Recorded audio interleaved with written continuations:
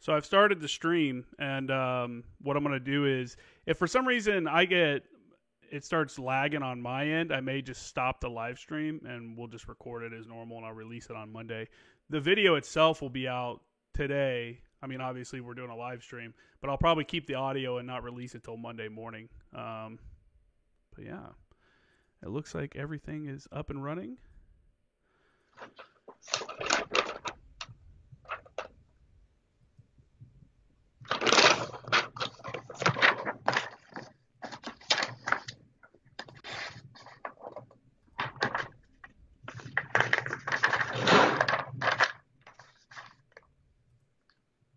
All right. Well, let's kick this, Mr. David Gerfine, back on the podcast. How are you? Again, thanks. Hey, I'm doing Thanks well. for coming.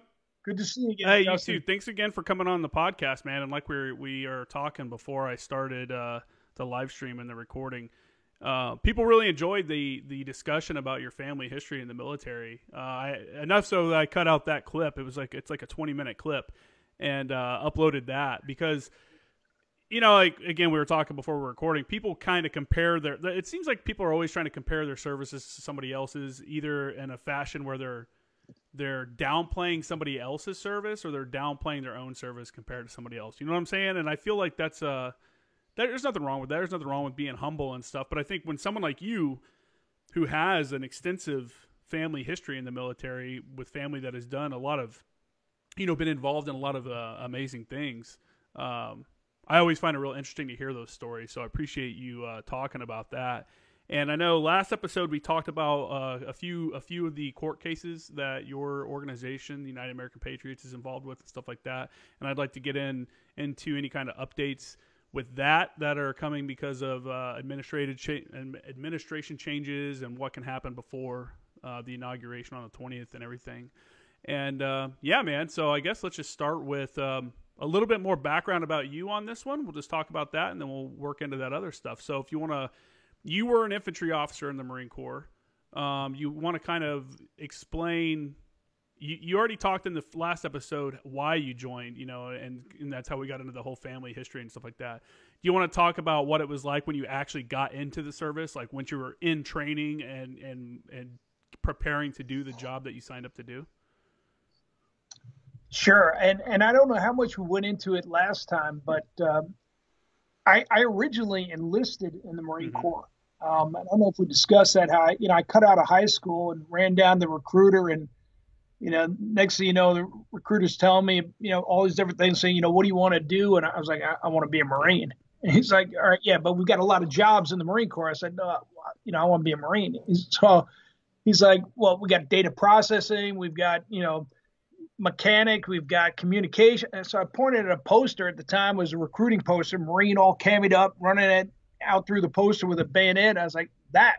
He goes, you want to be infantry? I was like, call it what you want. That's what a Marine is. So he's like, all right, well, you do drugs? I was like, no. He's like, you going to graduate high school? I said, I think so. He's like, you in good shape? Yeah, football, wrestling, lacrosse, we've got great teams. I'm doing well. He's like, all right, well, we could sign you up today. I was like, whoa, really? And this was sort of like a dream come true. Something I'd always wanted to be was a Marine. And now all of a sudden it was presented to me. And I was like, all right, well, look, before we go too far here, I just got to let you know, my father makes me pay for everything that I do. So, how much is this going to cost me? He goes, what? No, we pay you. I said, come on, I know I'm a kid, but don't screw with me. I know you don't get paid to be a Marine. He's like, yeah, we do. He shows me like the little pay chart. I'm like, oh man, this is freaking, I don't think my dad got paid in World War II. This is freaking awesome. And he goes, are you sure you don't do drugs? So that was my intro. And then we came home, and I thought my mom was not going to be approving, but she did approve, and she was supportive. And then my dad came home tired and all the rest. And when I tried to explain to him, he was like, not having it. And then the recruiter came to the door. Anyway, bottom line was they finally signed, let me go, went off Parris Island, 3rd Battalion I Company. For all you warriors out there. Parris Island. I'm Mike What's Company, that? though. I was 3rd Battalion also, yeah. Mike, all right. Mighty Mike. All right. Here you go. We were the ones out there that were saying Isa, Isa, Mm-hmm. Isa, for those guys who remember from Paris Island. But it was, you know, it was like a dream come true.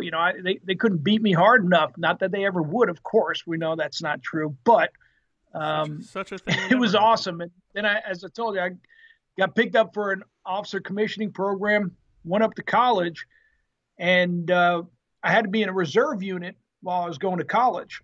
And I was up at Syracuse, New York, and there was a reserve unit up there, 8th Tanks, and show up. We're in the room, and they're kind of designating where everybody should go and what they should do. And they're like, "All right, all the tankers over here, armorers over here, supply guys here." And everybody was parceled out. And I'm sitting there, and the gunny's like, "What the hell are you?" I said, "Infantry gunnery sergeant."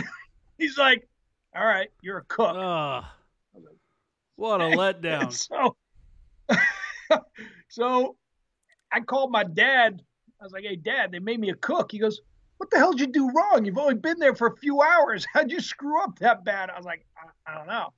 So I'm out there being a cook and trying to be the best I can. And, my mom, she's loving it because I'm telling her about how I'm learning how to cook and how to make a roux. And she's like, "Oh, that's wonderful. This will help you in life to be a wonderful chef." And that, Ma, I don't want to be a chef. I want to hunt bad guys. So bottom line is, company commander comes around. He's like, "Hey, Marine, heard you doing a good job out here. How you doing?" I said, "Sir, I'm kind of pissed off." He's like, "What do you mean?" I said, I didn't join the Marines to be a cook. If I wanted to be a cook, I would have gone to culinary school. And I don't think he knew what culinary school was, but I definitely think he got it that, I wanted to be a warrior. Yeah. So he's like, "Hey, send this Marine out to the tanks." And I was like, "Seriously?" So I was all fired up, and I go out there, and it's freezing cold. I'm used to being in this nice warm kitchen, and now I'm out here freezing cold. I hadn't prepared or anything. And we're standing around out in the tanks. Next thing you know, tank commander comes out, and he was like just right out of Acme Casting. He's like Sergeant Rock. And he's like, "All right, let's go. Everybody up in the tank." So everybody's scurrying up.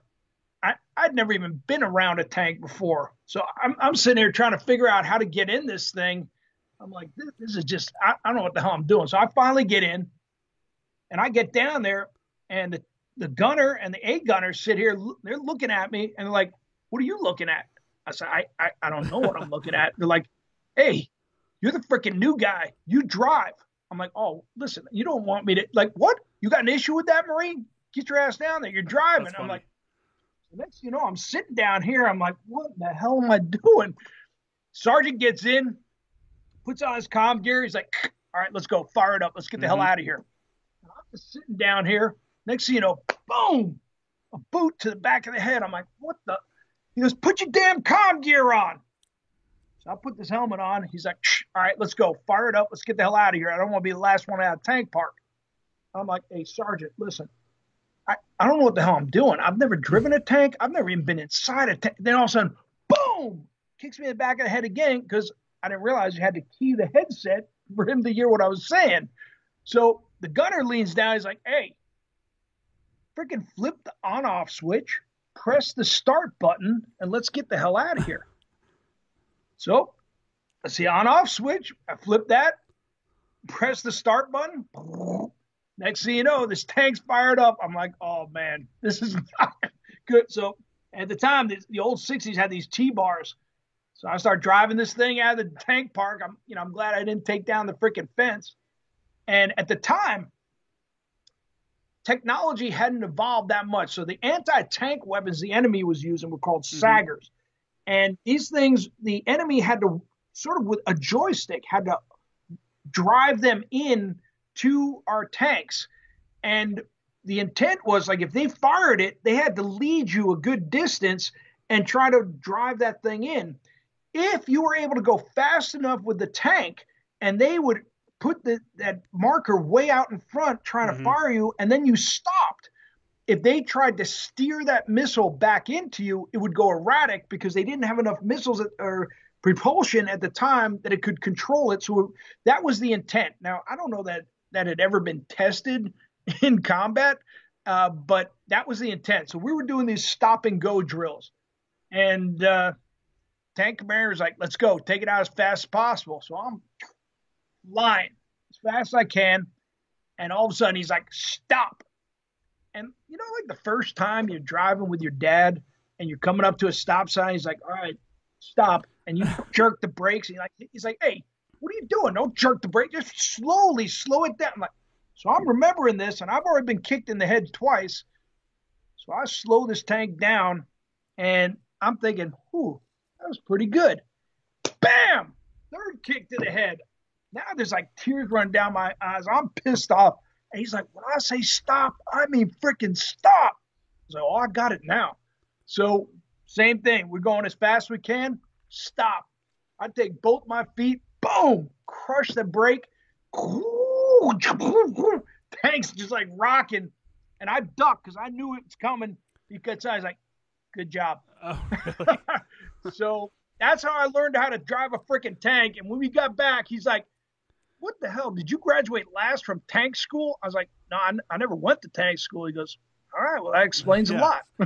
That's funny. A lot of people I don't think realize that's the job of the junior guy in tanks and LAR and stuff like that. Like, you're the driver. You would think that you wouldn't put the brand new guy in charge of driving this monster machine and you know, be in charge of the right. safety of the people inside of it, but it is what it is. What tank was it? This is before the Abrams or after? Oh, this is before. These are the M60s. I think it was M60A3 at the time. That's cool. I saw one of those. I got to get inside of one of those in Alaska at Bolio Lake Test Facility. They had one. And it didn't run, though. The batteries were dead. The guy that was there running the place was like, I don't know if the batteries are dead, but if they're not, you can start it up and drive it. And I'm like, fuck yeah, dude. Like, I want to drive a tank. Who doesn't want to drive a tank? But the batteries, unfortunately, were dead. Absolutely. That's cool. Yeah, so go ahead. Yeah, that was a good experience. And so it gave me a different perspective, and from being on the inside, the outside, what you can actually see, and understanding that, tanks have real limitations. Mm-hmm. And what most people don't realize that, other than, an anti-tank missile or some sort of a mine, like the biggest threat to a tank is an infantryman. And later on, when I became an infantry officer, we trained how to take out tanks as infantry. And that's really the biggest concern, because there are so many blind spots with a tank where, tanks in the open area, they can run free, and tank battle, our tanks can't stand against anybody. But in confined spaces, especially in a mountain environment, that the individual riflemen, that they pose the most serious threat to a tank. Do you agree with the movement of Marine Corps tanks, like moving the Marine Corps out of the tank business and kind of focusing on different things? Like, do you think that the future of tank warfare is kind of in question because of, the improvement of explosives and stuff like that? I mean, well, look, there's a great debate going on right now. General Berger, has moved the focus of effort towards the Pacific and what's going on, and how we're going to be able to actually stand toe-to-toe with it, with a near-peer competitor, something that we haven't seen in a long time, and trying to figure out what's the Marine Corps' role in that. And he's trying to figure out how we're going to fight with it throughout the islands and the littorals and all the rest. And so at the end of the day, there's only so much money. So he's got to figure out, how does he balance this budget? And so he's made a gamble, if you will, that the next conflict where we're going to be in the Pacific, we're not going to be using tanks. And so he's decided to move away from that. Now, the one thing that we've seen time and again is whenever we prepare for one thing, something else pops up that we never anticipated. And all of a sudden we're sitting here trying to, redefine ourselves, but we're always able to improvise, adapt, and overcome, because that's what we do. We do it well. But I would imagine what went into that thought process is allow the Army to maintain the tanks. Let them be the land warfare component that they normally they're supposed to be, and they are. And what would happen, just like during the first Gulf War, when I was with 1st Battalion, 6th Marines, we were the lead battalion going into Kuwait against the Iraqis and going through all the barriers that they had put out there between us. And we had a tank unit, actually from 8th Tanks, my old unit that I actually used to serve with. It was a reserve tank unit that got attached to us. these old M60s that they had put some reactive armor on it. But we also had a Tiger brigade of tanks, which came from the Army, which was attached to us. And so I think the thought process is that the Marine Corps will always do what the Marine Corps does well. We're going to locate, close with, destroy the enemy. We're going to be the landing party if necessary. We're going to be the breaching element like during that first Gulf War. But right after we breached, all of a sudden, these Abrams, the Tiger Brigade, came flying through and started pushing up north. So I think that's the mindset, is not that the Marine Corps will never be in a conflict in which tanks will be needed again, but more so let us focus on what our specialty is and allow the Army to specialize in, the heavy armor. At least that's my assessment of it. I mean, when I was in, every MEU that we did, every time we went on ship, that was always a decision the commander had to make. Like, hey, are we going to bring a tank with us? Are we not going to bring a tank with us? And it's like one of those things. It's like when you need a tank, it's probably nice to have, but when you not having it there would have opened up so much room for other stuff, because I think a lot of people that are pro, like, keep all the tanks and maybe they don't understand the shipping aspect of it and trying to get a tank from, Camp Pendleton to whatever name the island that they're going to be going to in the South Pacific like that. Like, it's a logistical nightmare to move a tank and crew. And then you need all the support for it as well. You've got the mechanical support. You've got to have the tank retrievers. There's a lot that goes into that. So there's like you said, there's a big logistical footprint, and making the right decision on how to do that. In every situation, we're right now, who knows what the future holds in store for us. And so General Berger, who's spent so much time in the Pacific, he's basing upon what he sees as the biggest challenge, the biggest threat. And if you look at historically, that the Marine Corps has always done this. Like go back to World War II, where we had started looking at all the Japanese islands long before World War II and recognizing that there may be a serious threat here. And whereas we may not be fighting in Europe, we would probably be the ones that would have to fight here in Japan and throughout the Pacific. So there was a lot of reconnaissance, a lot of work that went on ahead of time that, I would suggest that this may be what's happening here. And there's, questions about, well, what's going to happen here in America over the next few weeks, few months, and all the rest. And, I don't want to get political one way or the other, but certainly we see there's a lot of tension. And regardless of where people's political leanings are, should all of a sudden our national defense have to start focusing inward, and all of a sudden we see a kinetic civil war as opposed to this war of words that's been going on, well, there's going to be a challenge that's going to then dissipate what's happening and our ability to police the world. And if that happens, might some of our peer competitors say, hey, America's not focused externally right now. They've become more isolationist. Let's start going and doing various different things that we wouldn't ordinarily do. Like we saw China right in front of our own eyes take down Hong Kong just recently. And pretty much nothing was done to stop that. So now we know that they're gearing up for Taiwan. Are we going to be willing to put up a fight? Who knows? These are all questions that, as the military leaders, those are political decisions. The military, we don't decide where or when to fight. Those are all decisions that are made by civilian leadership, but we have to be prepared for whatever decision is made, assuming that they're lawful orders and they must be carried out. Yeah, no, for sure. It is a weird time, and it is you can see, I don't know, you can see some of these countries get a little bit more, aggressive, considering, everything that's going on here. And like you said, we're not really in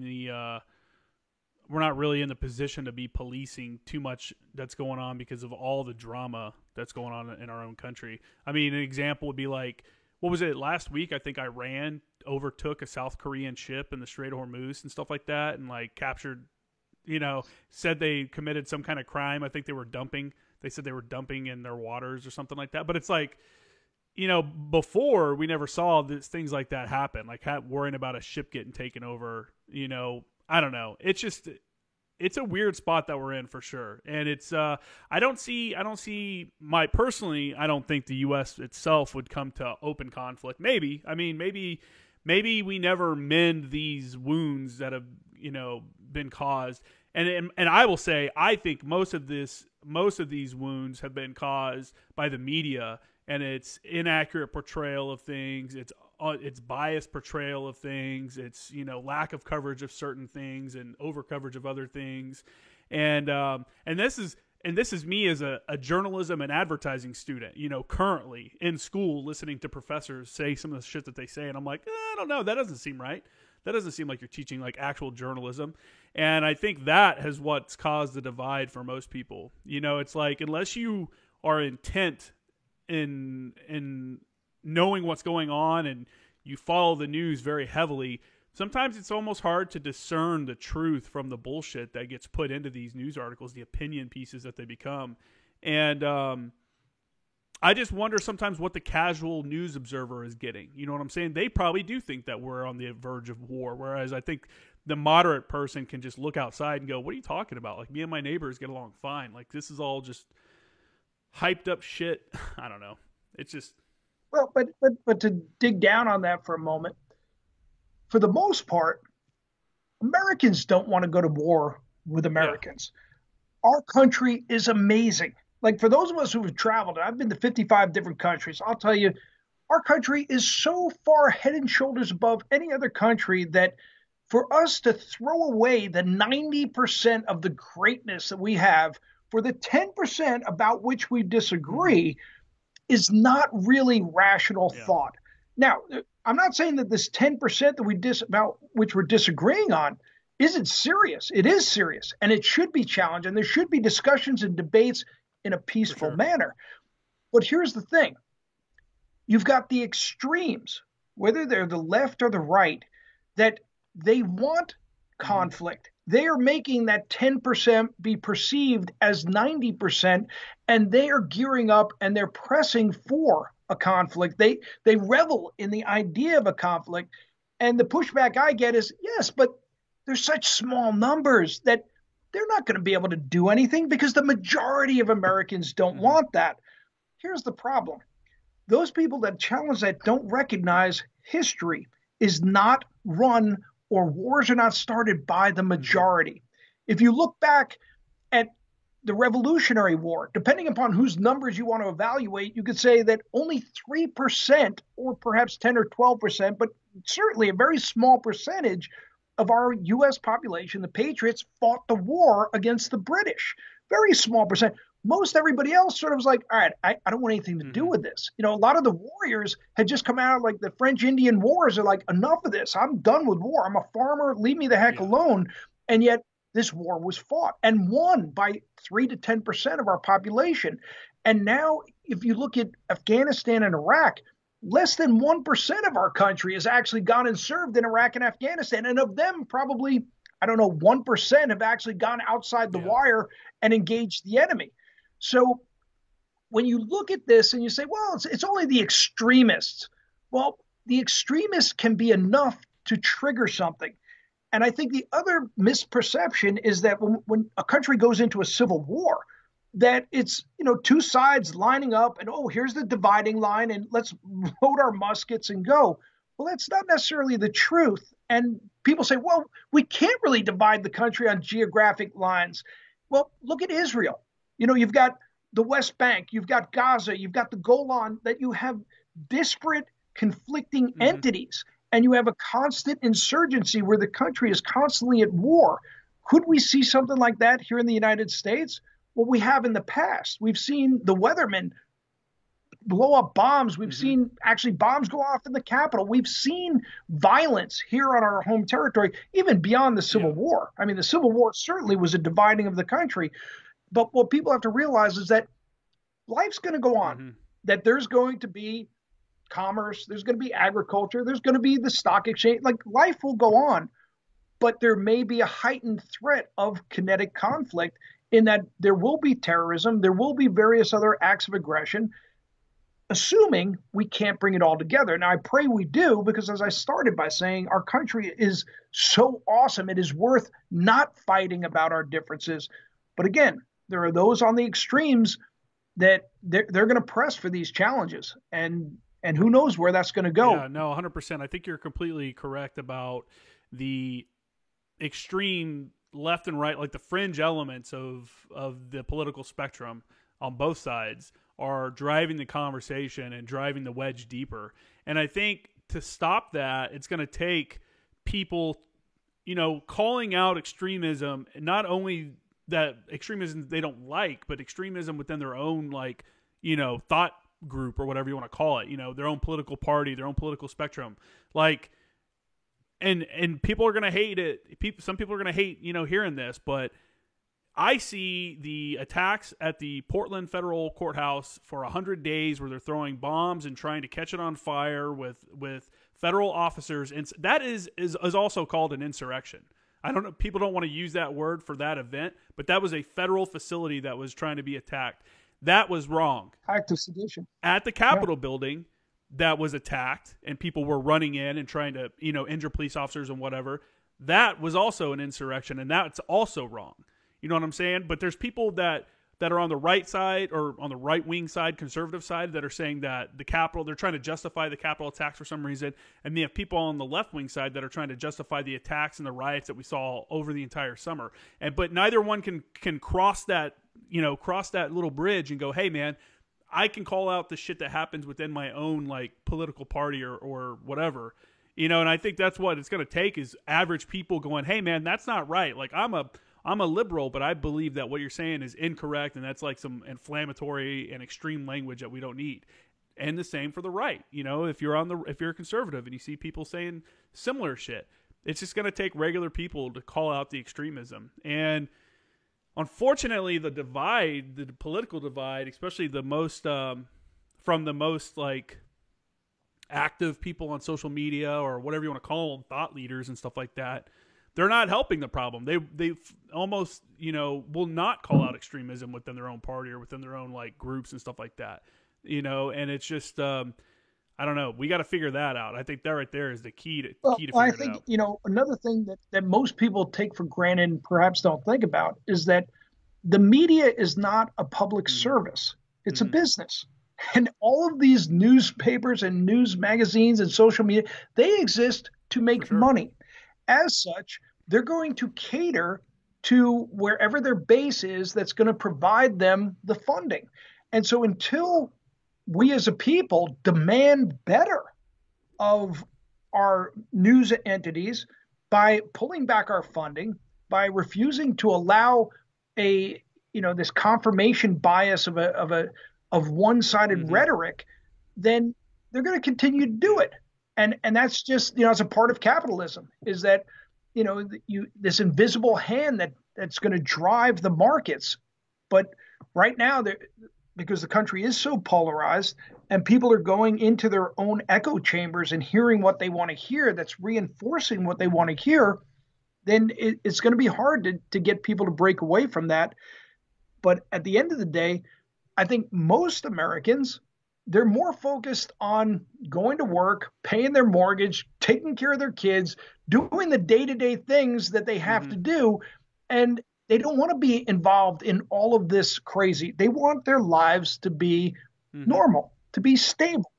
And they expect that their elected representatives are going to do the management of the emotions of all this political rhetoric. But when we see our elected representatives getting involved in this rhetoric back and forth and making accusations and basically, in many cases, following up and pushing false narratives, well, it's hard for everybody else to sit here and say, well, everything's going to work out. So it's a very challenging time, and people, I think, they're justified to be concerned with everything that's going on. Yeah, for sure. It is a crazy time. And having right now, the big issue I'm seeing, and it's, troubling for me, and I'm sure a lot of people on the conservative side, is that after this whole thing on Capitol Hill, it's become any kind of conservative idea or kind of pushback on the narrative is automatically you're a Nazi or you're some kind of fascist that supports Capitol Hill rioting and stuff like that, and which is just completely untrue. Because I think anyone that watches the news or follows what's been happening from the second that this all occurred, top of the leadership all the way down, every thought leader, every like important person within the conservative movement has denounced this as like a horrible thing that has occurred and stuff like that. And it's just but it doesn't matter, because if you're a conservative right now, you're equated as a Nazi and stuff like that with a lot of these like fringe left-wing people. You know what I'm saying? And it's just and we're seeing, and we're seeing right now it's a doubling of the amount of security up on Capitol Hill. I live just right outside of D.C. I live out in Alexandria. And normally there's about 8,000 National Guard that come to town to ensure the security of the inauguration. Right now it's been bumped up to, I believe, 20,000, yeah, which is a significant increase. And the concern is, look, we're not going to have a peaceful transition of power.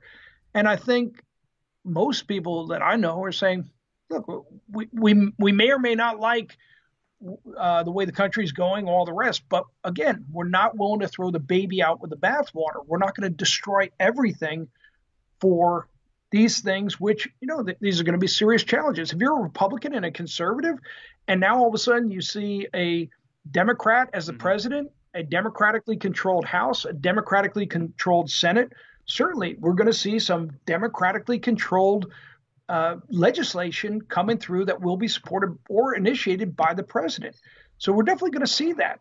And there's some people who are unwilling to accept that, just as we saw back from 2016 that the left and Democrats were unwilling to accept a lot of what was moving through initially, where we had a Republican-controlled president, House and Senate, and a lot didn't go through. So a lot of it was stonewalled there. So there's going to be some challenges, and there's going to be some things that's part of our country, that some things we accept, some things we don't.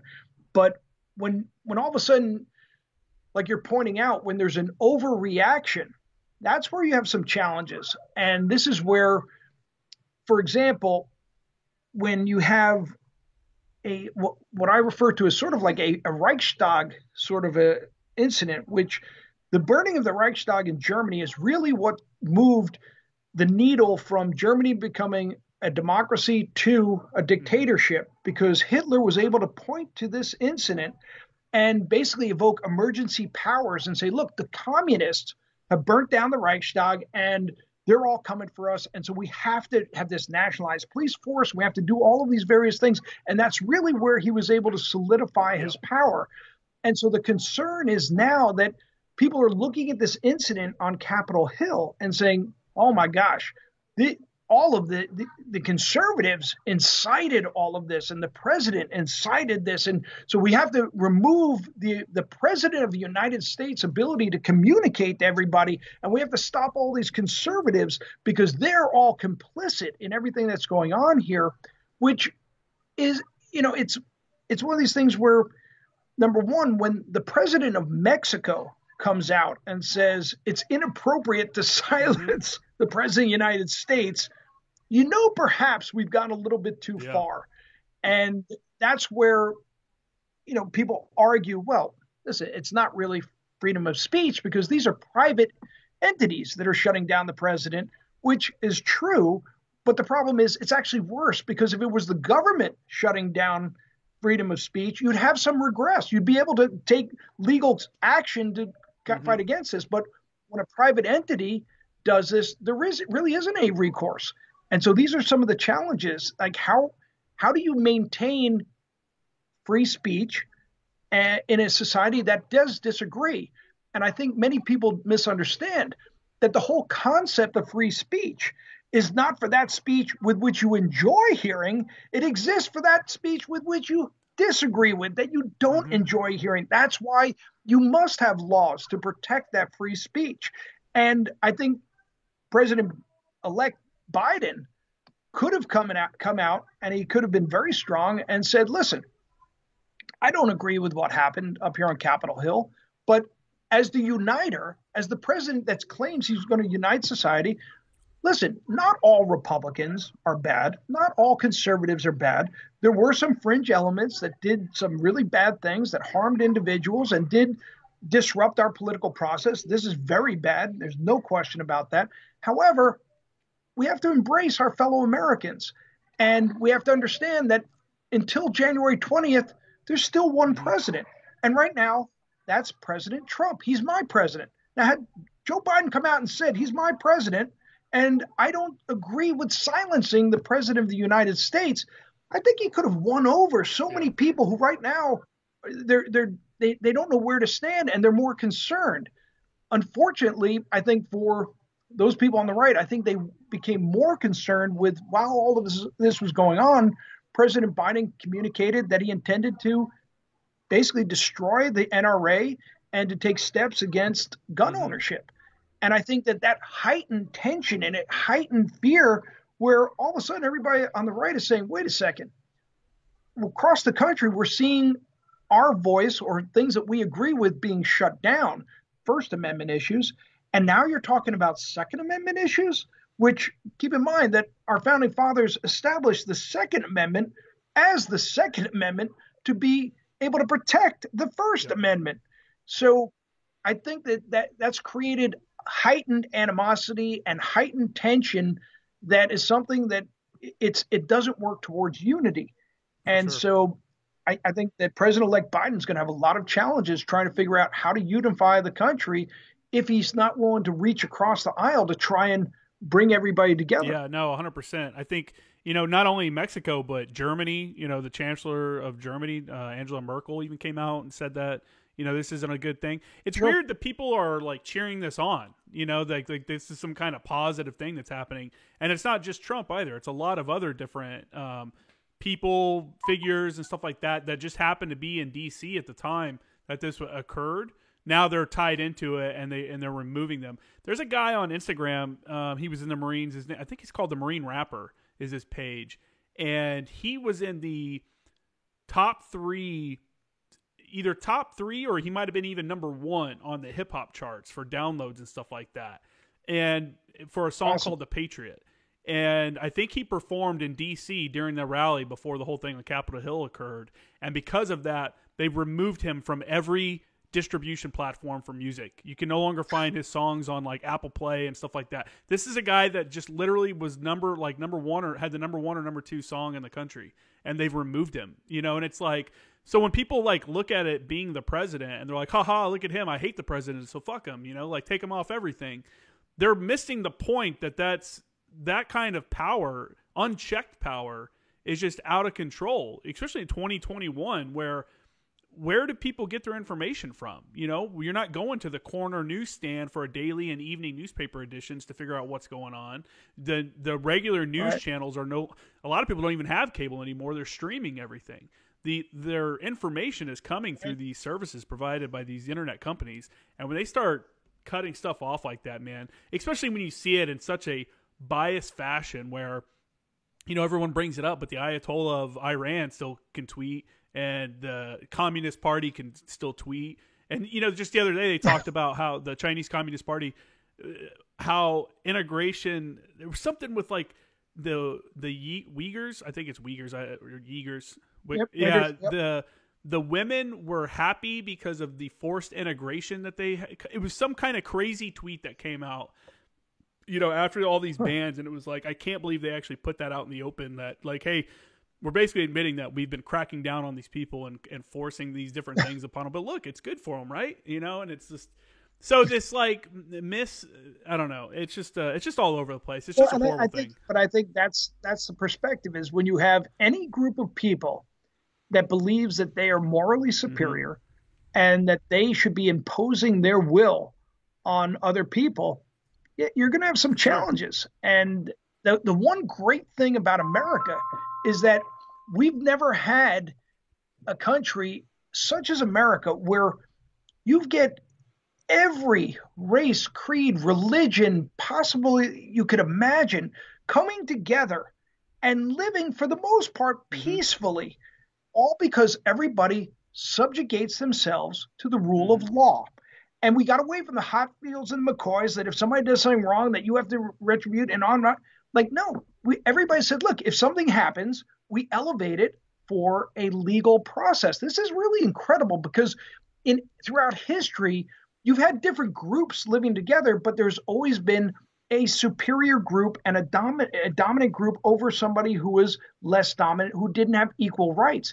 In our country, we have equal rights for all. The whole basis of our country is equality for all, life, liberty, pursuit of happiness for all. And we have laws for when individuals are discriminated against. And people say, yes, but those laws don't work. Well, listen, we have laws against murder, and they don't stop murder because human beings are human beings. But we do prosecute when people violate the laws. And that's what's so important, is recognizing that that's what's so amazing about our country. But I think the other thing that people don't realize is that certainly if you infringe upon another person's right to life, liberty, and pursuit of happiness, there should be action against you. However, in our country, you're allowed to love whoever you want. You're also allowed to hate whoever you want. And that's something that I don't think a large group of people understand. Like, Justin, I could hate you just because you have a beard. I could hate you just because I hate you. I don't have to give you a reason for why I hate you. You're allowed to have whatever emotional feelings you want, love, hate, indifference, whatever it is. You just can't act on those in a way that will harm someone. So what we're getting to is a point where perhaps there are groups that hate other groups. Perhaps it's based on race, religion, all the rest. Not encouraging it. Don't think it's great, but it's not something that you can brainwash out of people, nor should we have re-education camps to try and get people, force them to think in a certain way, similar to North Korea, that the way that you overcome this is by preventing the discrimination, certainly with laws, and also having those individual groups prove themselves in various different ways. Like when I grew up, I remember when I was a young kid, there used to be Polish jokes. And I didn't even know why they were funny, but as little kids, we used to tell these Polish jokes. And it was like, I don't know what's funny about that.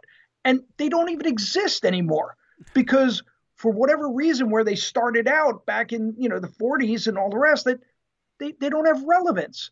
And it's one of those things that a society has to grow and learn and tolerate different thoughts and overcome misperceptions.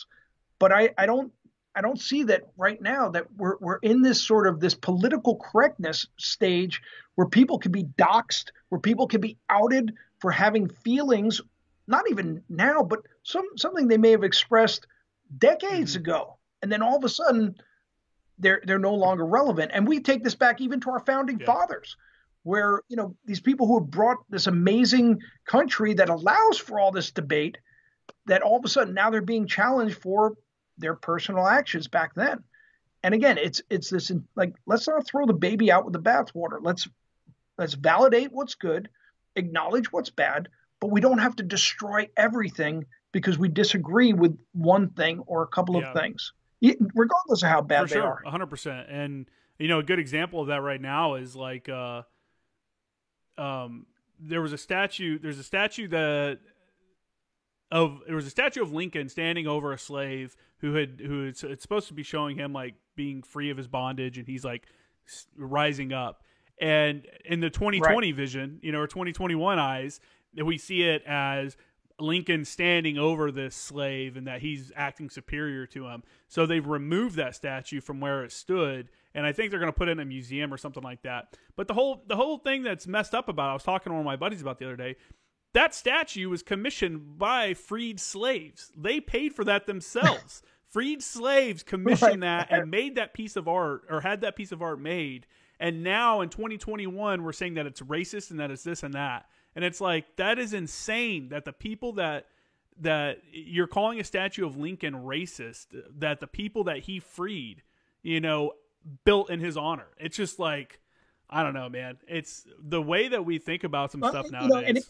And the whole statue thing, I find that interesting because the statues of the Confederate generals, they were put up by the Democrats certainly to honor these Confederate generals that, the Democrats were the Confederates, but those statues, for the most part, went up in the 20s and the 50s to support Jim Crow laws in the South. They were a form of terrorism and to show these imposing figures, and also against the civil rights movement.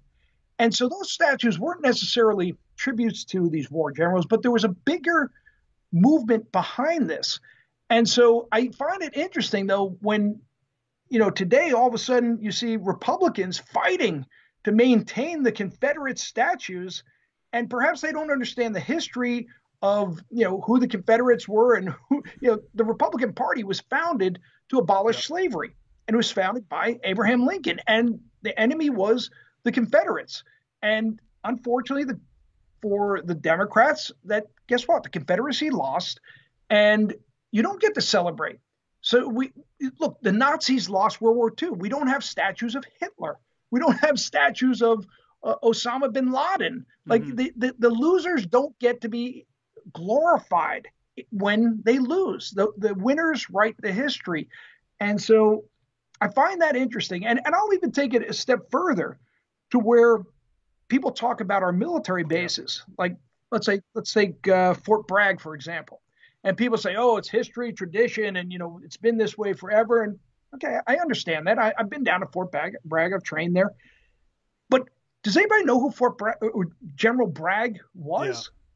Yeah. Not only was he a Confederate general, but he was one of the worst Confederate generals that even existed. So the only reason that perhaps we want to honor him is to thank him for helping the Union win the war. But the reality is Bragg had a horrible record. And he, to have him as a representative of this base that, we have hundreds of thousands of special operators and airborne troops going through all the time, certainly we can find a representative that's a far greater representative of the special operations community to name that base after, instead of this Fort Bragg.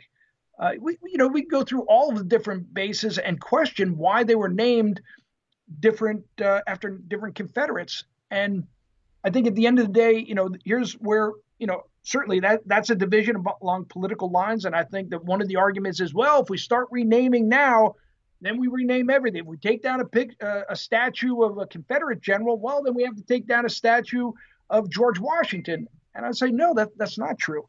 That you can find common rational ground. And it doesn't mean that the mobs are allowed to take action. They can't go out and tear down a statue. We have a political process. We have a legal process for handling these different issues. And sometimes you win and sometimes you lose. But the mobs are not allowed to take action. We fought against lynch mobs a long time ago, and we can't continue to allow, these public juries, judge, jury, and prosecutors to all come out as one. Yeah, I think the base thing is something that a lot of people are now, that just came out within the last couple of weeks that they're for sure going to change it. A lot of the base names within the last 3 years. And obviously that's going to bring out a lot of feelings from different people. Honestly, I know exactly what you're talking about with Fort Bragg. I never even really knew who the guy was until they said something about changing the name of the base. And I'm like, who is this? Like most people, I'm not researching the name of the base. Like I know who John A. Lejeune is, Camp Lejeune, or Lejeune, depending on how you pronounce it, just because of our own Marine Corps history and stuff like that. But some of these other bases, it was completely unaware. Like I didn't even know he was a Confederate general, which makes me wonder why they even named it after him in the first place. Like how did that even become a thing? I'm pro, like something like that. I think I'm definitely pro like changing it up if it can be someone that's worthy of that honor of having one of the most major military bases in the country named after them, for sure. I think that should be looked at. I think for the statue stuff, I agree. I think there's a lot of them that were put up, from what I've read and seen, a lot of them were put up as a like FU to the like African American community and stuff like that in certain areas. Like, hey, we're still, the Southerners still run this kind of area. And I could see why a lot of those would want to be taken down. I grew up in Chattanooga, Tennessee, as a kid. Up until high school, I moved to Indiana. And I lived pretty close to Chickamauga Battlefield, which was a pretty big battle during the Civil War. And I remember going there a lot as a kid, elementary school and middle school, and seeing the memorials for both the Union and the Confederate soldiers. And that's the kind of stuff like there, I'd be afraid that they'd want to start removing stuff like that, that's around, on and around the battlefield, just because it's such a historic area. And, it's the South, and there are people there whose families fought in that war on the Confederate side. And I think a lot of people have forgotten that, once the war ended, Abraham Lincoln said everyone on both sides should be considered veterans. And that it was like his way of bringing unity, like bringing everyone together. Like, hey, these dudes exactly. broke away from us and tried to fracture the country and fought against us. But to make this whole system work, we got to bring them back in the fold. They can't just be those other people forever, because if that's exactly. the case, then we're always going to be fractured. And he gave more pardons to Confederate soldiers than any other president has ever given to any soldier. I mean, he really was the one that said, yeah, I've got it. There's some issues here, but like you're pointing out, how do we unify? How do we bring people together? And how do we try to make this work as one nation under God, as opposed to these two separate nations that are somehow jockeying against one another? And that's really the challenge here, is that we're getting more and more polarized instead of unified. 100%. And it's going to take, I'll end on this and we can move on to something else other than the animosity within the country, but it's going to take people calling out extremism in all forms, in the left-wing media and the right-wing media and different, just whatever, and in all forms. You got to be able to call it out, even if it hurts your side, in quotation marks. Then you still got to call it out because it's wrong. And that's the kind of shit that's just going to drive us farther and farther apart when we say all liberals are Antifa communist bastards or all conservatives are fascist Nazis. That kind of language is gross. And even within our own family, man, I think people need to be like, hey, Uncle so-and-so, shut the fuck up. Like what you're saying is wrong. What you're saying is gross, and it's all it does is drive a wedge farther in everybody. But anyway, initially, I know we were talking, we got to you being in tanks and stuff, and then we kind of went on. This is the first podcast I've done since the Capitol Hill riots. Like the last episode, I actually started recording, I think, right when it started, because I didn't even know that was a thing. And we recorded for almost like 2.5 hours or so.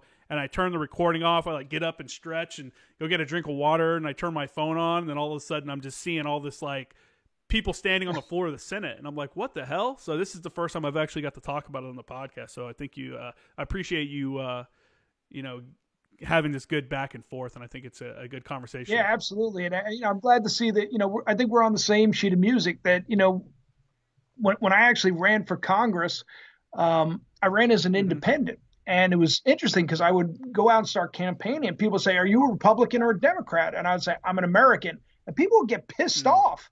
They're like, I want to know what the hell I'm like, and I didn't realize, wow, because for the most part, I think you and I and most people who've served in the military, we serve as apolitical perspective. Like we're not serving as Republicans or Democrats. We're serving our nation.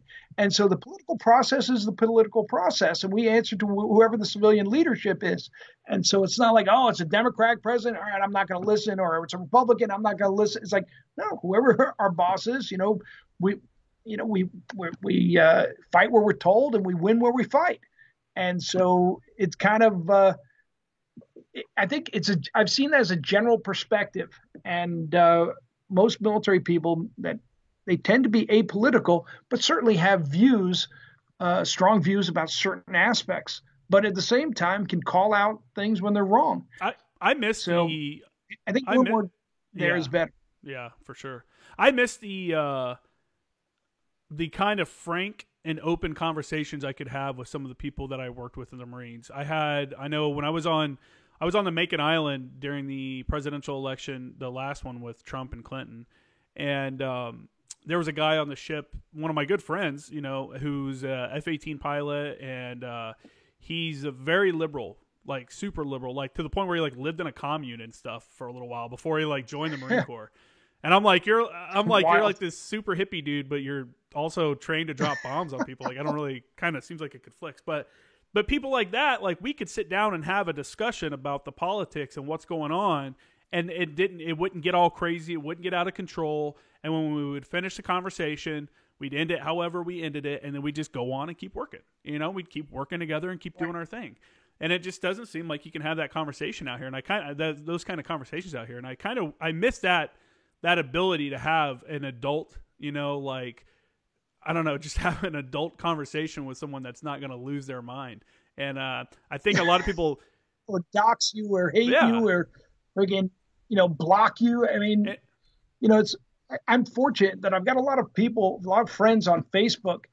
And one of my friends said, it's pretty impressive that you've got people come on there and totally disagree with you. And my general view is, look, I welcome disagreement. I just don't want the ad hominem attacks. Like, let's not attack people as individuals. Attack the issue. You're going to get more traction attacking the issue, but people want to push that issue aside and go straight for the throat punch. And it's like, all right, we're not getting anywhere there, because now I've got to defend myself because you're personally attacking me. Address the issue, and we can debate that all day long, and then we can still go have a beer. And be consistent. We need to get to that point. Yeah, for sure. So I actually had forgotten that you had run for office. That's an interesting thing that I think a lot you hear. It seems like in the last couple of years, more and more people have called for veterans to run for office and to like take an active role within the whole bureaucratic system and be the change that you want to see, kind of deal. Any advice you'd have for someone that may be looking at that, as something like that, like starting local, then moving up to state and national politics, or how does one even get into that? Don't do it. Don't do it. No, I'm kidding. I think it's great. And I think that, you got to put your money where your mouth is. If you feel strongly, then you have to step up. I will tell you that there's a lot of intricacies that a new person in that arena simply isn't aware of. And there are things that, quite frankly, money talks. And if you can't get the financial support, you can't get the word out. That's your ammunition, if you will. So if you're going into a fight and you don't have the ammunition, it's going to be really tough. The other thing is that there's something that's called the Cook Partisan Voting Index. It's called Cook PVI, and it's just one of these little tiny things that if you ever think about running for office, you want to do your homework and look at what that is, because basically this gentleman Cook has come out and he's assessed every presidential, senatorial, gubernatorial, congressional race you can imagine, and is basically, for lack of a better term, has put odds on every single district across America. And basically, 0 would be a completely neutral. It's a toss-up between whether it's a Republican or a Democrat district. A district, let's say in Waco, Texas, might be extremely red, and they might be like and I'm throwing these numbers out because I haven't looked at them in forever, but they could be like an R plus 15, whereas an extremely liberal district somewhere could be a D plus 15. Well, to the best of my knowledge, no one has ever won in a district that's opposed to their party that has a rating of +3. So, for example, if you're running as a Republican in a district that is a D +8, your chances of winning are pretty much 0. If it's D +3, you've got a shot, but that's going to be a really tough fight. And so that's why it's very tough to run in, just generally to try and win races. And a lot of it is a lot of the gerrymandering, where you get various different congressional members come in and they figure out, or the parties come in and they divide up and they say, okay, this is going to be a Democrat district. This is going to be a Republican district. This one's going to split. So there's a lot that's involved there. That being said, that's sort of the technical aspects of it. But I'll tell you, it was a great experience getting out there, meeting people, interacting with people, listening to their views, going. I crossed over many boundaries where eventually, since I was running against a Democrat, to get the financial support and all of the ground support and all the rest, I had to side with the Republicans, which wasn't opposed to, because I basically, most of my political thoughts were leaning towards the Republicans. And I got picked up by the Conservative Party, the Independence Party, a couple of other parties. So I had this coalition on the right, and it was a great experience. But at the same time, because I was a Marine, because I had that military background, that I was able to cross political lines and I was able to communicate to other people without necessarily having the perceived stink of that party. And so I remember going into a lot of districts where I was told, don't waste your time. You're never going to get any traction in those districts. And of course, they were talking about minority districts, and that the perception was that a Republican could never get any traction in those districts. And my perspective was, are these American citizens? Then are they going to be constituents if I get elected? Then by God, I've got to go out there and listen and also perhaps try to communicate. And it's not a matter of just doing what you have to do to win. In my mind, it was doing the right thing at the right time for the right reasons. And so I would go into these districts and I was welcomed in. And I would go to these traditionally African-American churches, and I'd walk in with my wife and my daughter, and we'd be the only white people there. And the pastor like, hey, come on in, very polite, very respectful. Would you like to speak? Would love to speak. And I'd get up there and I'd say a few words. And they're like, all right, well, thank you very much. Appreciate you coming. Have a nice day. And I say, hold on a second. I said, you're having services today, right? And like, well, yeah. I said, well, do you mind if we stay? Like, excuse me? I said, God comes here, right? And they're like, well, sure. But we've never had a congressman or a candidate stay for the service. I said, all right, well, I hope I'm not offending you, but if you don't mind. They're like, yeah, sure. Have me sit, have me stay. We had a great time. It was awesome. And for the most part, for those of you who have never been to a traditional African-American church or, some of these Methodist and Baptist churches, amazing energy, just incredible, singing, crying, laughing, dancing, hugging. I mean, just incredible. And I would love going there. And I'd been to these churches before, loved them. And I was standing next to my wife, and I looked over at one point, and she started crying. And I was like, sweetheart, are you okay? And she's Catholic, and I guess Catholic Church is a little bit more controlled and not as emotional and very rote by the book. And she says, I've never been to such an amazing service in my life. She was so blown away. Like, everybody's coming, hugging, kissing. We had a great time. It was awesome. And my daughter was, having Sunday school playtime with the kids, great time. And so when it was all done, everybody came over, thanked me, and said, hey, thanks for going the distance. Really appreciate it. And I said, are you kicking me out again?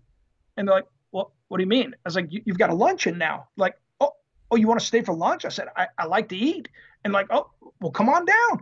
So next thing you know, I'm hanging out, talking with people as a human being and just having great conversations and explaining a lot of views that I don't think many had ever been exposed to.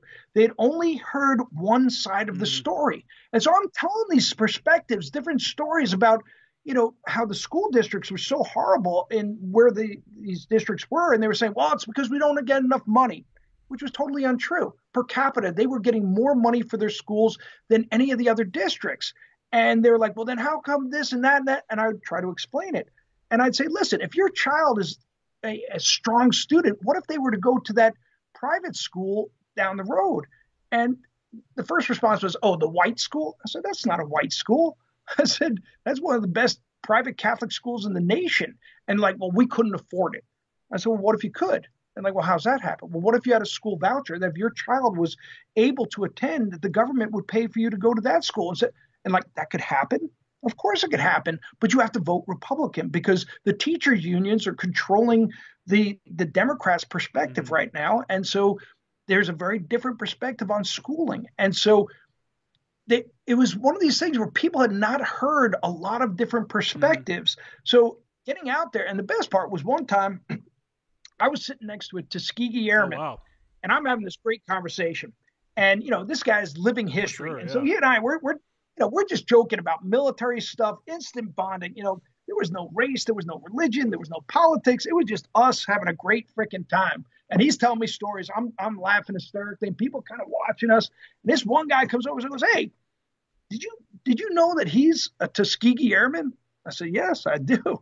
He's like, you know that the Tuskegee Airmen were the best black pilots America ever had? I said, sir, with all due respect, I said, I served 25 years as a Marine. I know my military history, and you're wrong. And all of a sudden, everybody went silent. I said, yeah, let me clarify. You see, the Tuskegee Airmen were and still are to this day the greatest fighter pilots, regardless of the color of their skin, that we have ever had, period. And people are like, oh, I didn't know that. I said, I know, that's the problem. Let's stop painting things in terms of skin color, okay? And stop diminishing this person's great accomplishments because they're not confined to a skin color. This guy is one of the greatest ever. And so by the end of the conversations, it was interesting because one of the ladies there was she was the matriarch. And, sort of when she spoke, people stopped and listened. And she said, you, sir, are not a politician. I said, well, I'll take that as a compliment. Sure. So she goes, you've said a lot of things today that I've never heard before. And quite frankly, I don't know if I agree with everything you say, or if I even know you're telling me things that perhaps I just haven't listened to. But at the end of the day, you're an honest man, and I'll vote for you. Now, we didn't end up winning the district. We didn't end up winning that election. However, we got more Democrat and African-American votes percentage-wise than any other Republican that had run at that time. Now, it wasn't enough to win the election, as I said. It wasn't even a majority, but it was a start. And it was a start of opening communication. And I think, to our earlier discussions, being able to have those cross-cultural discussions and being able to address the issues based upon facts and evidence, as opposed to emotionally just, yelling at one another and then, trying to hide our own warts. It's like, hey, let's just lay it out. Let's talk about it. And let's figure out what's right for the country. And we could get there. I've seen it, but it's hard. And so I encourage anybody who wants to run, get out there, run. You had asked about getting involved in local politics. Personally, that was not something that I was interested in. I was interested in national politics. My background, from business school was focused on, how do you make a healthy economy? My background in the military was national defense. My background from traveling the world, international relations, foreign relations, and was my political science major in undergrad. So that's where I felt my tool set, my strengths could come to bear to benefit the country on a national level. But certainly it's certainly seen as a progressive game where people say, oh, well, you start in local and then you elevate and you elevate. And it does happen that way. The problem is those people who are dealing with local politics, it's a very different game of figuring out whether a dog park should go here or whether there should be, something, a statue put here versus the national issues, which at the federal level, the focus of effort should be on international relations, economic development, and national defense. But we've blown our federal government up to be dealing with so many other things that was never the intent. Sure. But we have so many people up there at the highest levels in our Congress and Senate that they've taken away, they've gone to where their strengths are as opposed to what the federal government's strengths are supposed to be. Yeah, no, 100%. I think that's one of our biggest issues. It's mind-boggling for me to see people call on they want the federal government to get more involved in stuff. It's like, dude, They mess up everything. Like they are not good at doing anything. Why would you ever want them to be involved? It's like if you hate who the president is and you're afraid of the power that he can have, then why are you giving more power to the federal government? Why aren't you trying to take some of that away and go back to what we originally had this whole setup as, where the states ran the country and the federal government there was just kind of there to oversee to make sure everything was copacetic and we can work across state boundaries and stuff like that. And instead, like you said, we've tried to give all of our power to the federal government and people continue to throw it at them. And it's just a weird world, man. I like how you're talking about, going out and explaining an issue to someone with facts and reason and using a, level tone and just having a conversation about something is such a hard thing to do nowadays in a lot of places because of their rhetoric. People want to just immediately start into the rhetoric and the catchphrases, of that week of who's bad and whatever. And, like you sitting down and having a conversation with the people at that church, which I'm familiar with. I grew up Southern Baptist in Chattanooga, Tennessee, so I've been to many of those churches, and it's they take much pride on the singing and the community aspect of the church is something I've always Love appreciated. it. Love it. I'm not a big church person or anything. I haven't really gone to church since I moved from Tennessee, but it was for a few years. I was really into it and I really enjoyed it. But having a conversation with them and letting someone that's not, some kind of crazy ultra, right wing, whatever person explain stuff with reason and stuff is kind of eye opening. And I saw that here at Miracosta Community College when I first started there. I was like, you know what? I'm trying to do this whole photography thing. I'm trying to get involved. So I was like, I'm going to go sign up for the school newspaper. 36-year-old Justin Kramer heading out to the community college school newspaper to be a photographer. And the student advisor is this professor who's super left wing, real hardcore, but it was no big deal. I didn't care. But we had an interview and stuff with the students and the student editor, and they're like, yeah, we'd love to have you on. We've seen your photos. They look really good. Let's do this. And then while we're just chilling for like 10 or 15 minutes later, something came up about immigration and Donald Trump or something like that. And here I am, here in Southern California, like minutes from the border, and I'm having a conversation, and I'm seriously like surrounded. I have like 6 students and this professor sitting here, all of them questioning me about what I thought about immigration. And I'm like, look, here's the deal. I was like, you're all about talking about, open borders, let people come and go as they please, this and that and everything. I was like, my whole point of having a hardened structure on the border and a more secure border is this.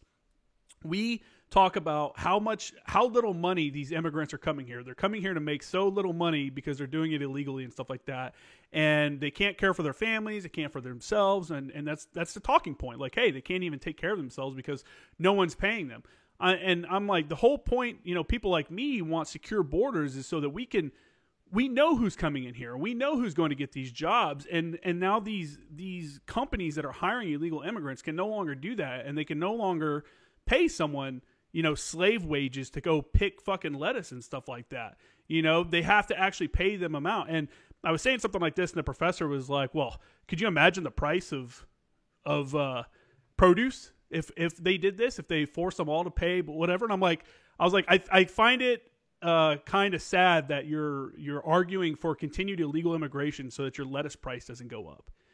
And I was like, that's fucked up. I was like, I'm not saying that we should have people coming back and forth, these farmers and stuff like that. But we have to know who it is. And if we did that, we regulated a little bit better, knowing who's coming and going, then these people don't have to work for slave wages. They can get a fair wage because now we know who's going out here. They don't have competition from the black market, from people that are willing to come over and work for a couple dollars, and it's like one of the kids that was sitting here like listening to this argument, who's from Mexico, I think he's first generation Mexican American, and he's like, you know what, I agree with him, because before that you can tell he's very anti what I was saying. But then when I was like, look, the whole point of the regulation isn't to stop people from coming over; it's so that we know who's coming over, and that we can make sure everyone's getting paid and treated as they should be for someone that's coming over and working. And, once you explain it, like you said, it's one of those things where it defies rational thought. It's one of those things where, look, I'll let people in my house all day long. I'll have them come sit down, have dinner with me, and we're going to have a great time. But I get to decide who comes in my house. No, and I do have a lock on my door, and I would challenge anybody else who has a house that just has an open door that any random person can just walk in. And that's just not the case.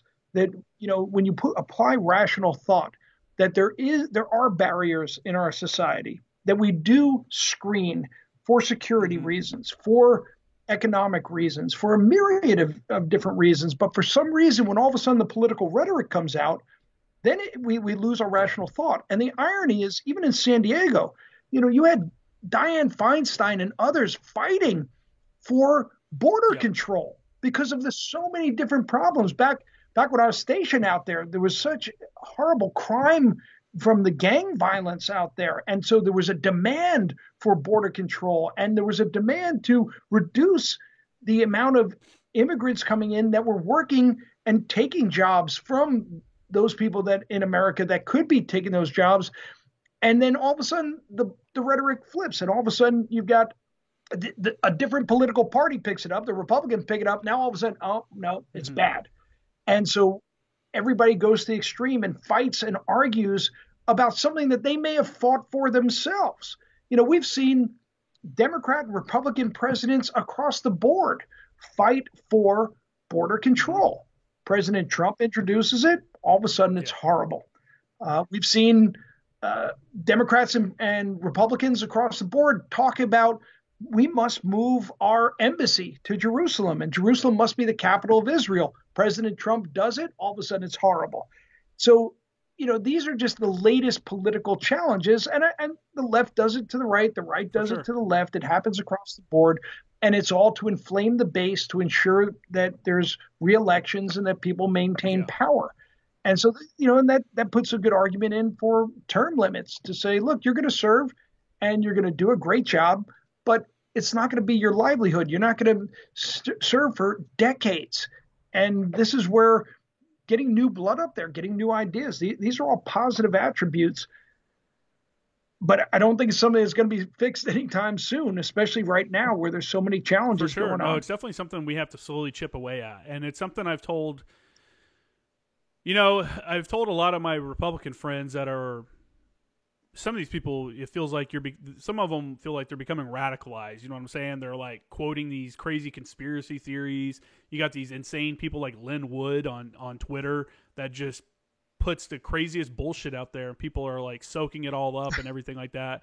And the people that have refused to believe that Trump like lost this election, it's like, dude, you got to see the reality. The reality is he lost. They did a better job of organizing their base. Like to say that, yeah, okay, Trump, the support for Trump was bigger than anyone had ever seen. People were like, wow, there's no way he could lose here. But they dismissed the fact that every weekend of riots last year, was all those protests and riots were used for registering new voters.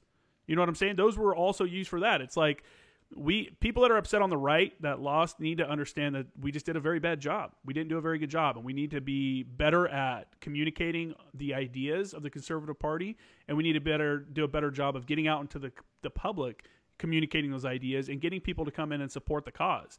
And I don't know, man. Hopefully it'll get better. It's just one of those things. It just sucks to watch. Term limits is definitely a great idea. I think a lot of people support that, but the people that make the decision are never going to vote themselves, into term limits. So that's just, it is what it is. But anyway, so talking about, right now, as we have the president leaving office, and certainly there's still a lot of people that believe that, look, there was tremendous amount of fraud. I've had people present various different documents showing how the president won by 10 million votes. And it may be so, but at the end of the day, I think to your point, it's not what you know, it's what you can show. And being able to get in front of the courts, having standing in the courts and being able to argue this, the truth may come out 2 years from now when, a thorough investigation is done. But again, at this point, the case wasn't made, and you have to accept the process as it is, as flawed as it may be.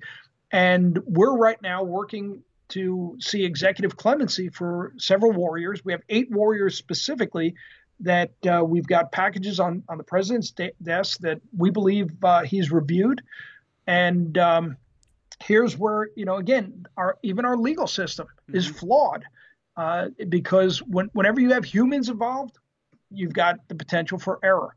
And the cases that we're pushing forward right now have seen some tremendous error. The one case that we know, the Wall Street Journal contacted me and let me know that the Department of Justice just recently reached out to both the Department of Defense and to the State Department to get answers regarding various different things that we filed within pardon packages for our warriors.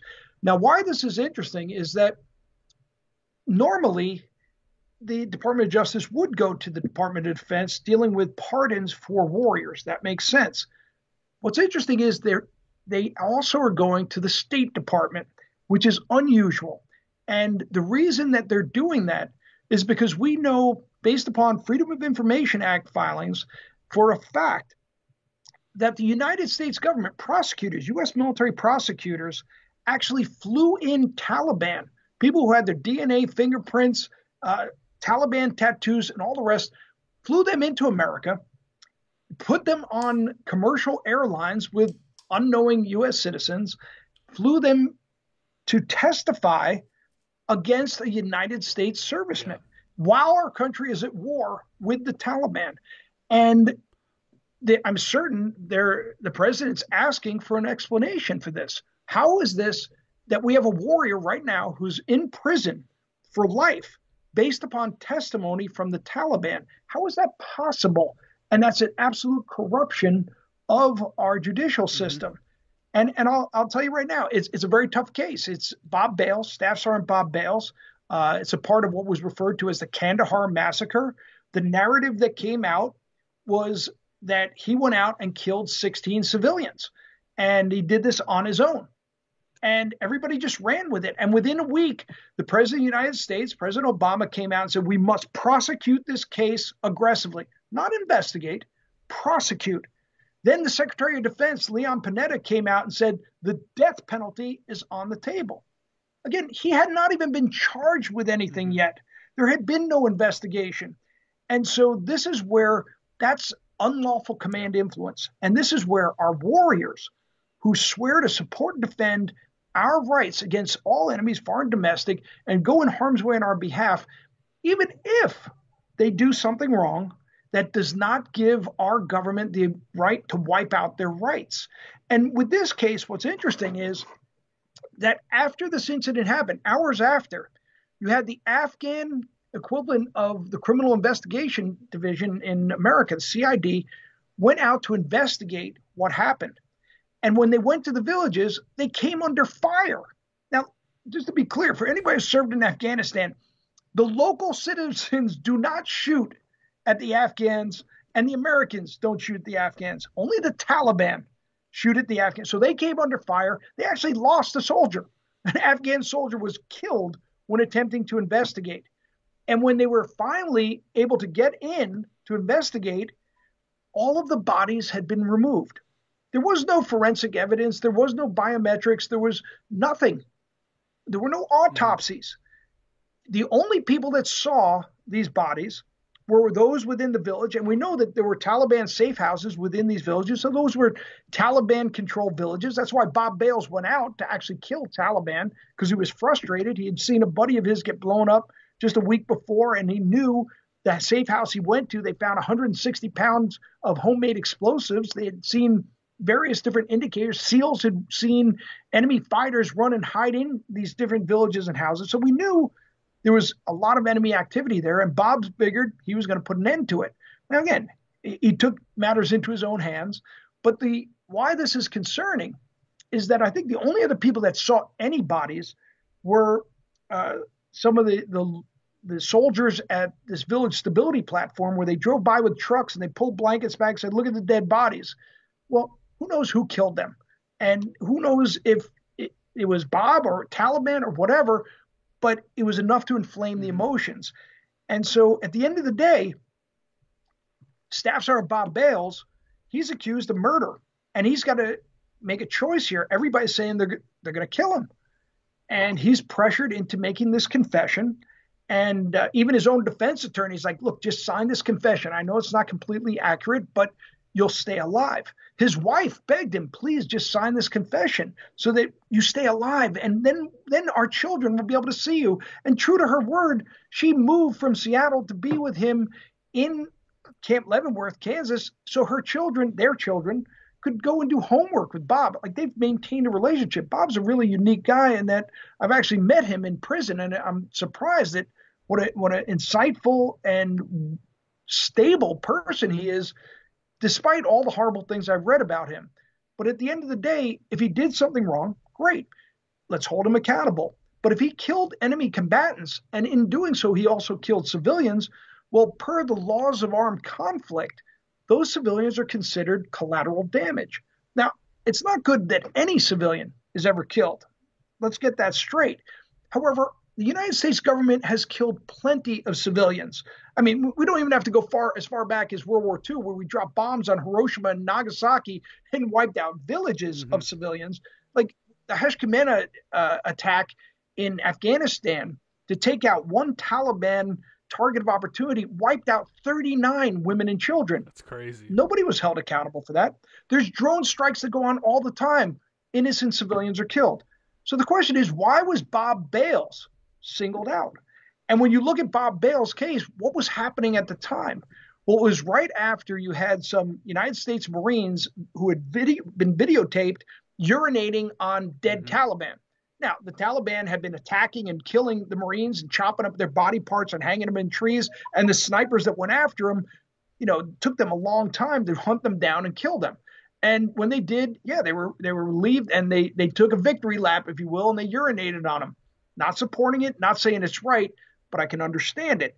But that incensed the United States. It's like, oh my gosh, how could our Marines do such a horrible thing?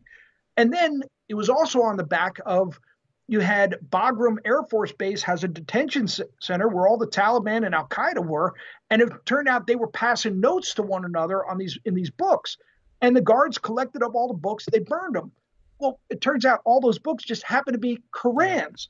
Well, that inflamed both Afghanistan and America. Like, oh my God, we're so Islamophobic, and I can't believe that we would do such a horrible thing to Muslims. And everybody freaked out. And it was like, no, this was a security measure. But you had all of that going on while President Obama was trying to come to a consensus with President Karzai to sign the Strategic Partnership Agreement to try and end the war in Afghanistan, and the Status of Forces Agreement to figure out how you handle different legal cases that arise from the military. And that all got pushed to the back burner when all of a sudden it was reported Bob Bales killed 16 civilians. So there was no need to investigate. There was no need to press it. His rights be damned. We're going to fricking prosecute this guy to make sure that we can move forward and just get on with things.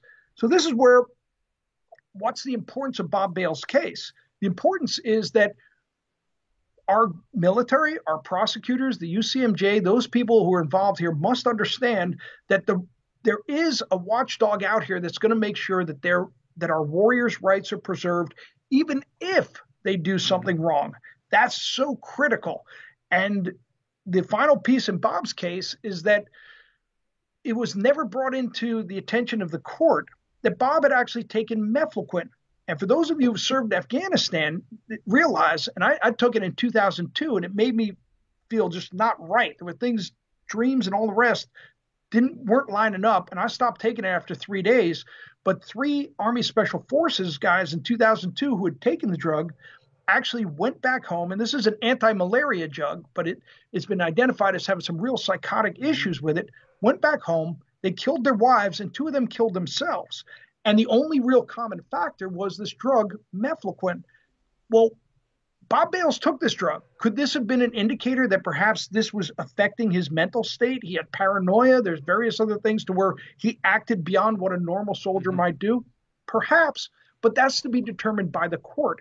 They never even brought that in for examination. But what's interesting, LaRoche, who produces this drug, who continued to put more and more black label warnings on this drug, after Bales' case, they said, stop issuing this drug. Yeah. So they knew there were some issues here. The U.S. government all but stopped issuing this drug. So there were certain issues here. And at the end of the day, it's for the court to decide with all of the information. So Bob Bales is one of the cases that we're supporting. And we believe the president's reviewing, and we still have a few more days. And so for people to reach out to the congressman and say, look, give pardons to our warriors. We've got 8 warriors up there, Staff Sergeant Calvin Gibbs, Sergeant Derek Miller, Sergeant Williams, and we've got 3 MARSOC Raiders, 2 gunnery sergeants, and 1 chief of Special Operations Independent Duty Corpsman, who they were accused of manslaughter, and yet there's security cameras that show they acted in self-defense, defense of others, tried to avoid a conflict, and yet the government's moving forward with prosecuting them. And it's absolutely a travesty of justice. It's an overreach by our prosecutors. And this is where UAP comes in and says, we're going to fight for our warriors' rights because nobody else is. Do you think that if within the next 5 days none of these pardons come through, that it's going to be difficult with the next administration to have the same kind of results that you're looking for? Well, I think that, number one, yes, we're going to see some pardons. There's still to come out. I'm 100% confident that the president's going to step up as he has before and pardon some of the other warriors we supported, like Michael Behenna, like Clint Lawrence, like Matt Goldstein. We're going to see him come out with some more pardons. Now, will we see this from the Biden administration? That remains to be seen. And I think that a lot of what we're trying to push for right now is a president who was not supportive of the wars in Iraq and Afghanistan, who has claimed that these are endless wars that must end. And he's actually doing what he can to end these wars. As a matter of fact, right now, thousands of Taliban are being released. 150 of those Taliban are sitting on death row. These are some of the worst imaginable crimes, from rape, torture, murder, you name it. They're about to be released. And when they get released, they go back to the battlefield. Our warriors, when they get released, they go back home and they become butchers, bakers, candlestick makers. They coach their football teams for their kids, and they become great individuals in our society. We've never had one case of recidivism where a warrior who was charged of a war crime, murder, has come out and murdered someone. As a matter of fact, they've never been charged of any crime. They're good, wholesome citizens. Not the same with the Taliban that are being released.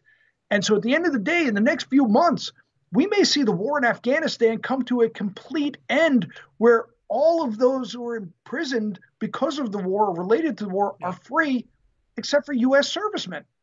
So there's no justice in that. And the other thing to keep in mind is those Taliban that are being released, not one of them has served more than 19 years at max, because we haven't been at war that long. So our warriors that are sitting in prison, our U.S. warriors, they could be sitting there for the rest of their lives when Afghanistan is long forgotten. So will President Biden come in and right this wrong? We're not going to gamble on that, but we certainly will continue the fight should the president right now not take care of it. What do you say to the people, though, that say they're sitting in prison because we are a better society and that's how they should be treated, and that's why we're a better society? I think that's a great question. And what makes us a better society is that we have laws and we respect the individual's rights. There are organizations out there called Innocence Project, ACLU. And if they hear that there is a civilian sitting on death row here in America who has a rap sheet a mile long for doing horrible, atrocious crimes, and now is up here for another horrible, atrocious crime, is going to receive the death penalty. However, they identify that that individual's rights were violated. They will fight tooth and nail to get that individual off death row. And I'll tell you what, they're right, because there is no wrongdoing by any individual that supersedes the rights of all citizens. And that's what people have to understand. And that if the government's able to get away with violating the rights of one citizen, they're violating all of our rights.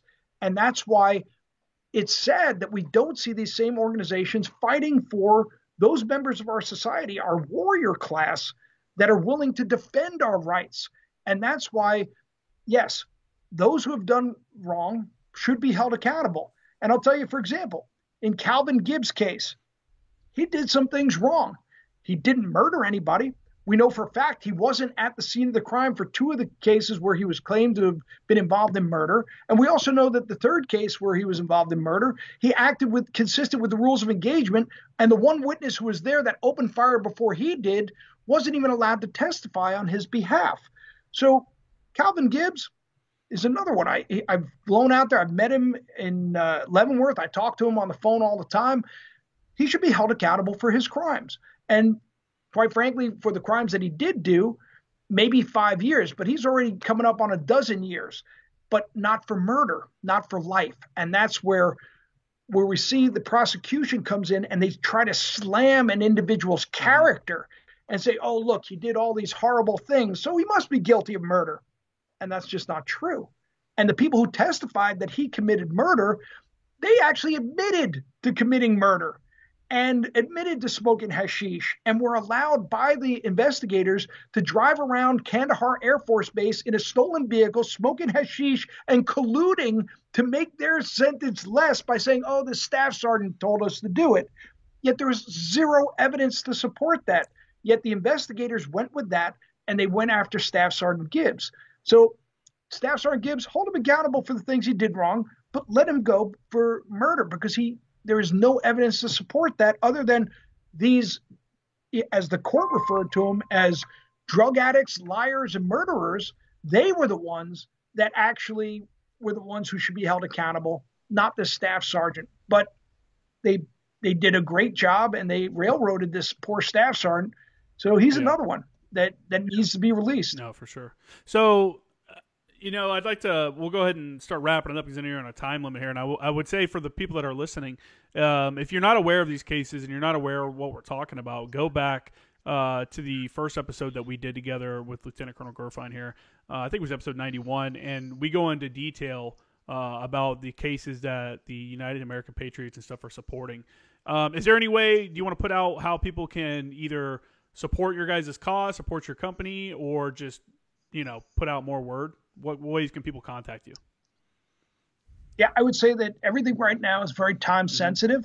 If possible, if I could send you these one-page briefs on all these cases that perhaps you can load along with this video. So if people want to take a look at some more information, they're welcome to do it, and recognize that the sheets they're seeing has the same exact information that the President of the United States is reviewing, that congressmen are reviewing. And I think that by people reading this information and elevating this information to their own representatives and saying, look, we only have a few more days. Let's take action now. Let's make sure that these warriors get the pardons that they deserve or have their cases dismissed with prejudice so that we can move forward and do the right thing. Because quite frankly, we're concerned that, the pardons that we've seen that came from the Democrats' presidency were Chelsea Manning, Bo Bergdahl, people who weren't necessarily warriors like these individuals that we're supporting. And so we're saying our warriors deserve to have their rights supported. So you can also go to uap.org. That's our website where you can find more information. UAP Inc. is where we're located on Facebook, where there's more information that can be had there. And certainly we accept donations because we have a lot of money that we need to pay to all of the attorneys that are working on behalf of these warriors.